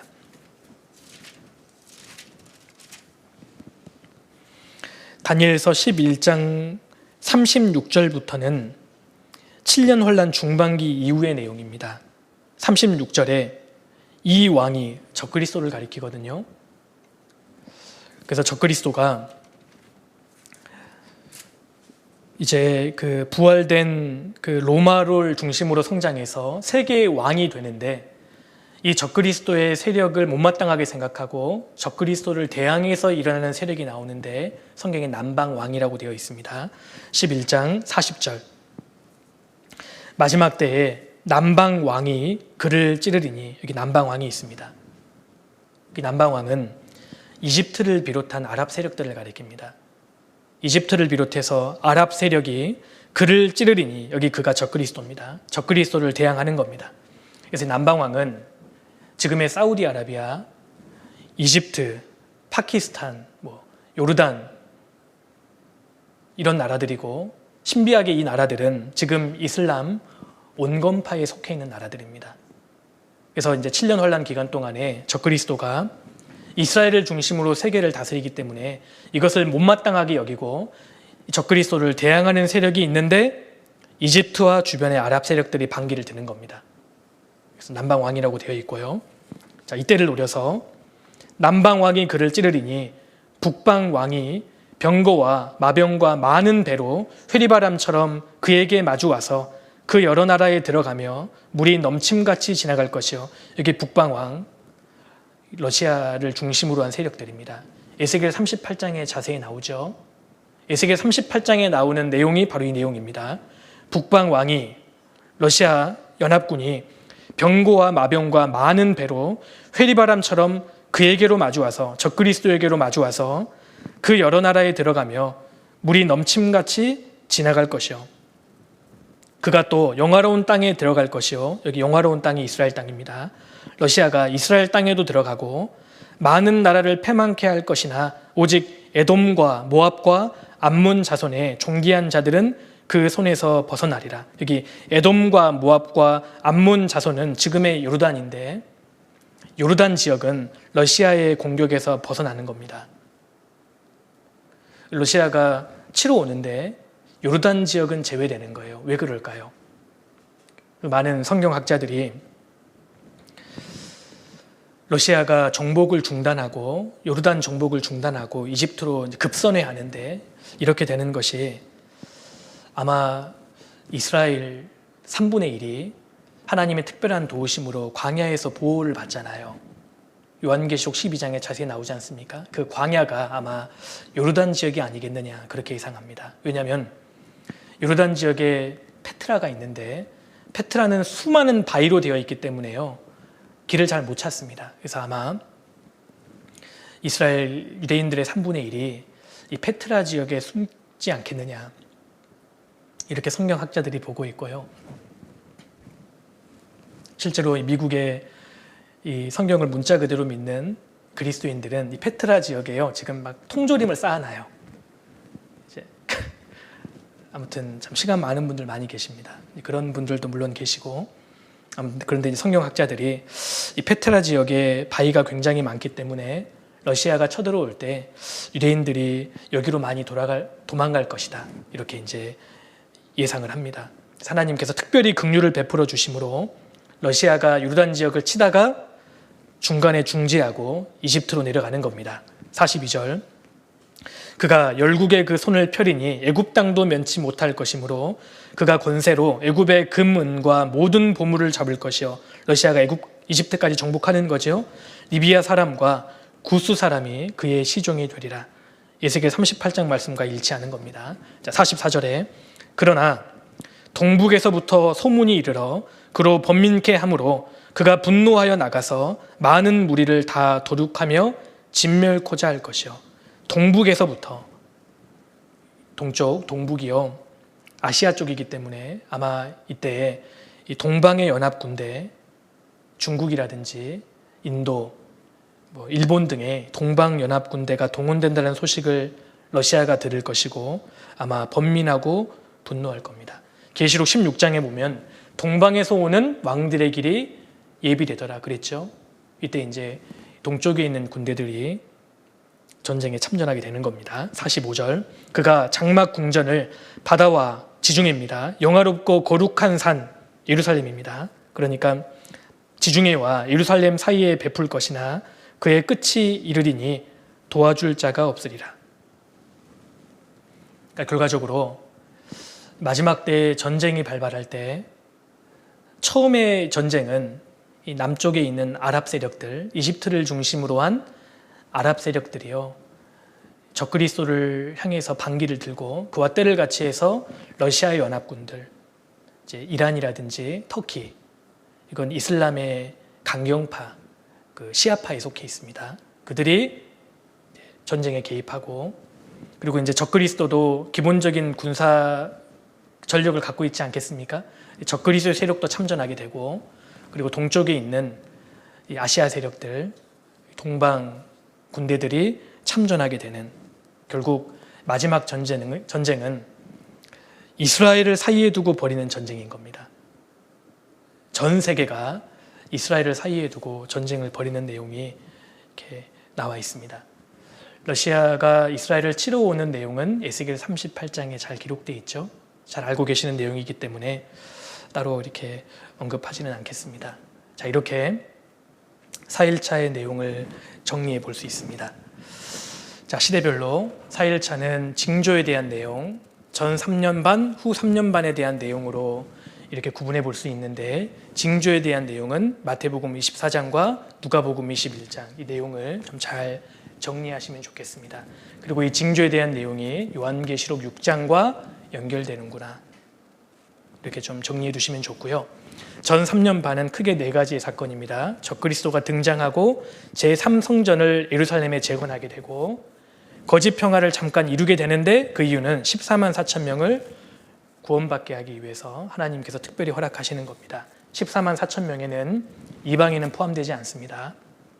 성경 어디에도 7년 혼란 기간 동안에 이방인이 구원받을 수 있다는 말씀은 없어요. 그리고 후 3년 반 기간 동안에는 3가지의 사건으로 정리해 두시면 좋습니다. 적그리스도가 본격적으로 통치하게 되고 666표 전 세계 사람들에게 받게 해서 철저하게 감시하고 통제하는, 그리고 마지막에 이제 전쟁이 터짐으로써 세계 사람들이 대부분 전멸하게 되는 마지막 전쟁, 그 핵전쟁은 7년 혼란 거의 끝부분에 이루어질 것입니다. 여기까지 이제 4일차의 내용을 정리해 볼 수 있고요. 마지막으로 한 가지 언급하고 싶은 내용이 있어요. 왜냐하면 우리 시대에 성도가, 교회가, 그리스도인들이 7년 혼란을 통과할 것이다, 7년 혼란을 경험할 것이라고 주장하는 사람들이 있습니다. 그게 성경적이지가 않은데 그렇게 엉뚱하게 주장하는 사람들이 있습니다. 환란 전 휴거가 성경적인 겁니다. 미국에서 휴거, 랩처라고 하면은요, 환란 전 휴거를 다 생각해요.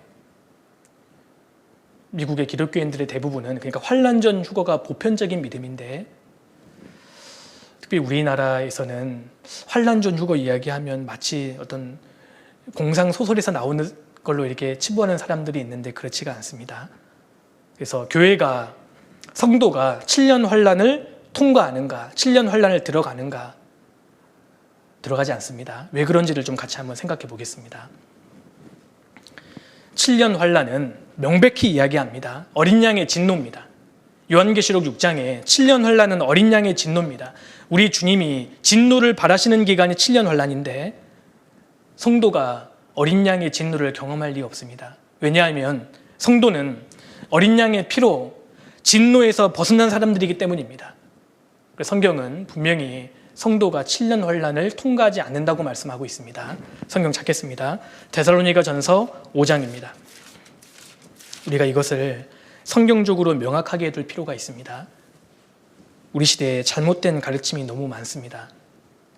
데살로니가전서 5장 9절입니다. 하나님이 우리를 세우심은 노하심에 이르게 하심이 아니요 오직 우리 주 예수 그리스도로 말미암아 구원을 얻게 하시는 것이라.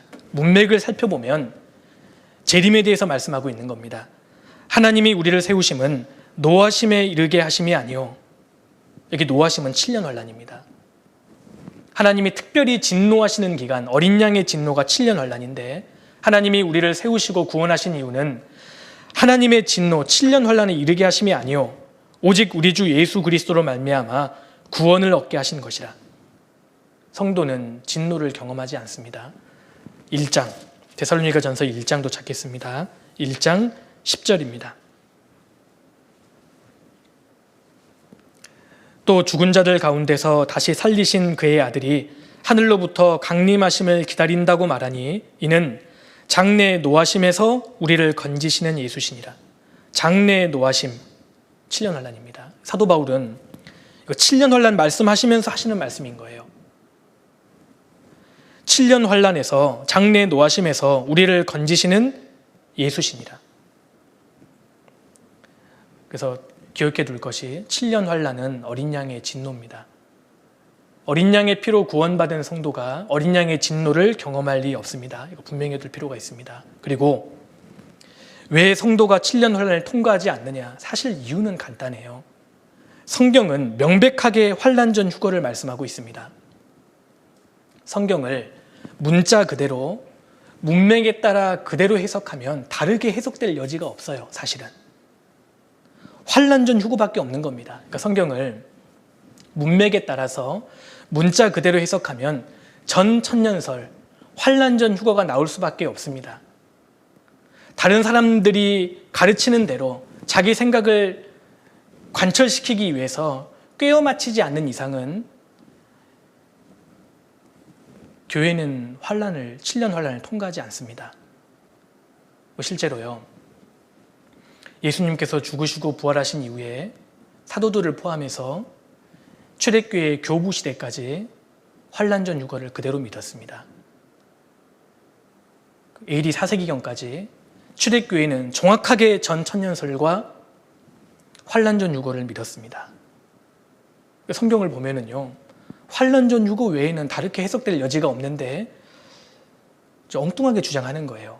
사실은 휴거하면 환란 전 휴거인데 엉뚱하게 주장하는 사람들이 있기 때문에 이제 환란 전 휴거, 환란 중 휴거, 환란 후 휴거 이런 명칭을 붙이는 것이지, 사실 미국 기독교 내에서도 보편적인 가르침은 환란 전 휴거입니다. 유명한 신학자 스코필드가 말하기를 성경에서 교회가 환란을 통과한다는 단 한마디의 언급도 없다. 그의 말이 맞습니다. 한번 찾아볼까요? 요한계시록 3장입니다. 계시록 3장. 우리 대학생 형제 자매님들이 이것을 좀 분명하게 해두실 필요가 있습니다. 계시록 3장 10절입니다.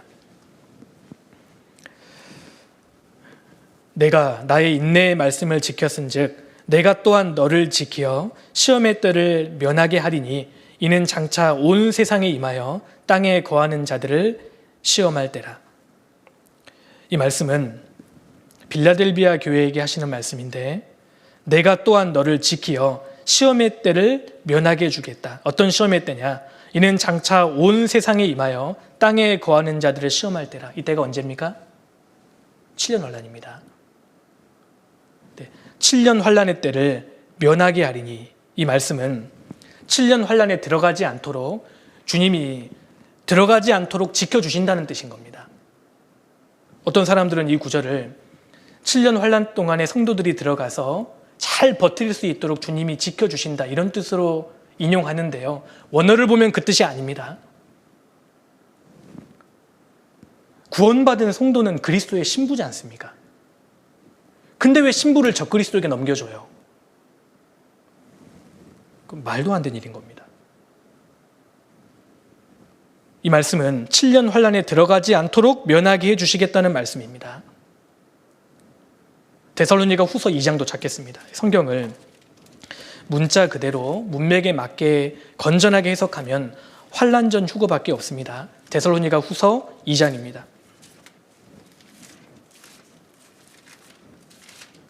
2장 6절입니다. 저로 하여금, 여기서 문맥상 저가 적그리스도입니다. 적그리스도로 하여금 저의 때에 나타나게 하려 하여 막는 것을 지금도 너희가 안 하니 불법의 비밀이 이미 활동하였으나 지금 막는 자가 있어 그 중에서 옮길 때까지 하리라. 자, 적그리스도로 하여금 저의 때에 나타나게 하려 하여, 적그리스도의 때가 7년 환란 때입니다. 그러니까 적그리스도로 하여금 7년 환란에 나타나게 하려 하여 막는 것을, 저지하는 것을 지금도 너희가 안 하니, 지금 누군가 막고 계시는 거예요. 불법의 비밀이 이미 활동하였으나 지금 막는 자가 있어서 그 중에서 옮길 때까지 하리라. 이게 막는 자가 누굴까요? 적그리스도의 세력을 막으려면 적그리스도 마귀보다 힘이 강한 분이실 거 아니에요. 이게 성령 하나님이십니다. 성령 하나님이 적그리스도의 역사, 사역을 지금 저지하고 있는 거예요. 왜냐하면 적그리스도의 때에 나타나게 하려, 7년 환란 동안에 나타나게 하려고 지금 막고 계시는 겁니다. 성령께서 교회를 통해서 막고 계십니다. 성령이 지금 교회 안에 함께 하시기 때문에 교회를 통해서 적그리스도의 세력을 막고 계시는 거예요. 근데 끝까지 막으시는 게 아닙니다. 그 중에서 옮길 때까지 하리라.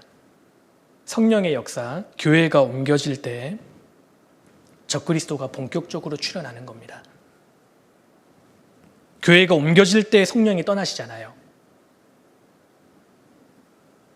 그래서 명백하게 교회는 적그리스도의 등장을 보지 않습니다. 7년 환란을 경험하지 않습니다. 그리고 아까 요한계시록의 구성을 잠깐 정리할 때 7년 환란에 대한 말씀이 요한계시록 6장부터 19장이라고 말씀드렸잖아요. 6장부터 19장 사이에 교회라는 단어가 몇 번 나올까요? 한 번도 나오지 않습니다. 그러니까 2장, 3장은 교회가 언급이 되어 있는데 6장부터 19장인 7년 환란에 대한 내용에 교회는 한 번도 등장하지 않습니다. 7년 환란에 교회는 안 들어갑니다. 그리고 만약에 교회가 7년 환란 중반기나 7년 환란 끝에 휴거가 된다면 예수님께서 깨어있으라는 말씀을 하실 필요가 없어요. 한번 생각해 보셔요. 내가 도적같이 임할 것이다, 이 말씀도 할 필요가 없습니다.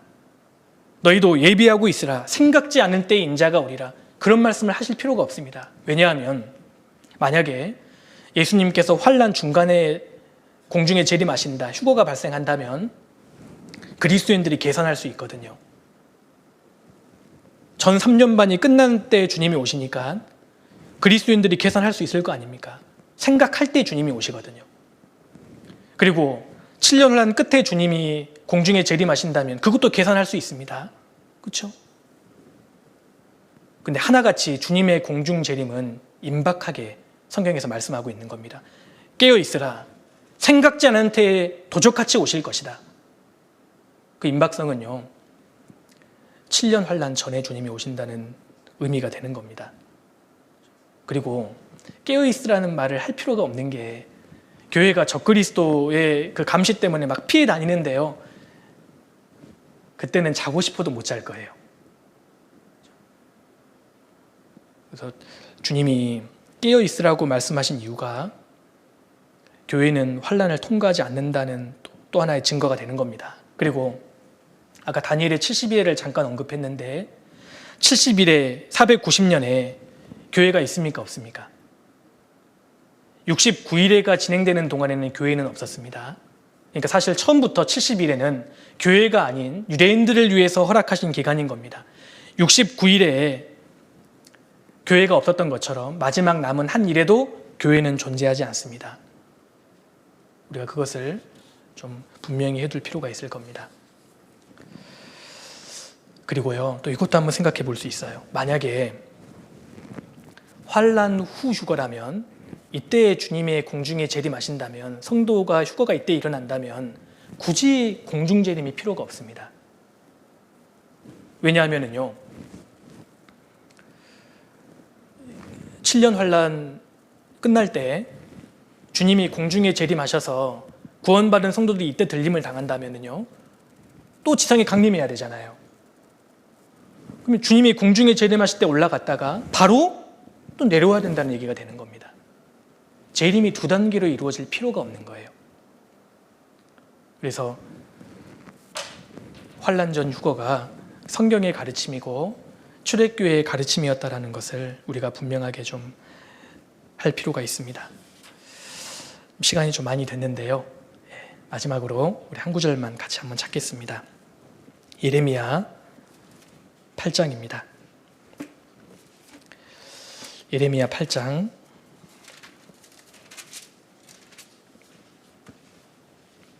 20절입니다. 20절 같이 한번 읽겠습니다. 추수할 때가 지나고 여름이 다하였으나 우리는 구원을 얻지 못한다 하는도다. 이 말씀은 정말 우리 시대에 해당되는 말씀이라고 할 수 있습니다. 추수할 때가 지나고 여름이 다하였으나 우리는 구원을 얻지 못한다. 이 절규가 우리 귓전에 맴돌아야 합니다. 머지않아 내 사랑하는 사람들이 끔찍한 7년 환란에 들어갑니다.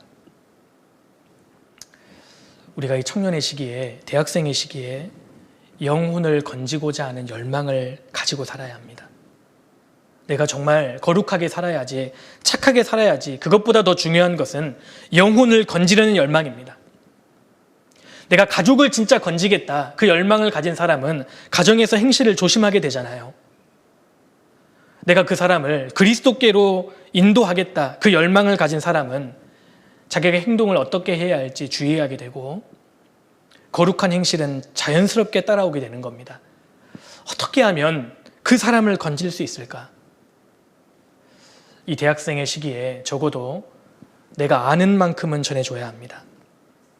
그 사람이 구원을 받든 안 받든 내 책임이 아니에요. 그런데 우리에게는 전해줄 책임은 있는 겁니다. 구원의 문이 곧 닫힙니다. 집주인이 문을 한 번 닫은 후에 다시는 문이 열리지 않는다고 말씀하셨습니다. 7년 환란 속에 들어가면 이방인이 구원받는 기회는 다시는 주어지지 않습니다. 우리 시대는 주님이 공중에 재림하시기 전에 이루어질 징조가 다 이루어졌고 7년 환란이 준비되는 것을 우리는 보고 있지 않습니까? 그래서 기회가 있을 때 우리가 더 적극적으로 전해주어야 한다고 생각합니다. 기회가 얼마 남지 않았습니다. 그러기 위해서는 이 마지막 시대에 관련된 이 예언을 우리가 잘 공부하고 숙지해 놓을 필요가 있고, 무엇보다도 우리 교회의 가르침이 이게 성경적인 가르침이구나, 정말 우리가 성경적으로 믿고 있는 거구나, 이것을 우리가 확신할 필요가 있는 겁니다. 같이 기도하겠습니다. 거룩하시고 자비로우신 아버지 하나님, 참으로 감사드립니다. 마지막 때를 살고 있습니다. 진리의 말씀을 옳게 분별하고 부끄러울 것이 없는 일꾼으로 인정된 자로 우리 자신을 하나님께 드릴 수 있도록 도와주시고, 우리 대학생 형제 자매님들을 이 마지막 시대에 정말 귀하게 사용해 주시기를 간절히 기도드립니다. 모든 것을 주께 의지합니다. 저희를 언제나 사랑하시는 예수님 이름으로 기도드렸습니다. 아멘. 수고하셨습니다.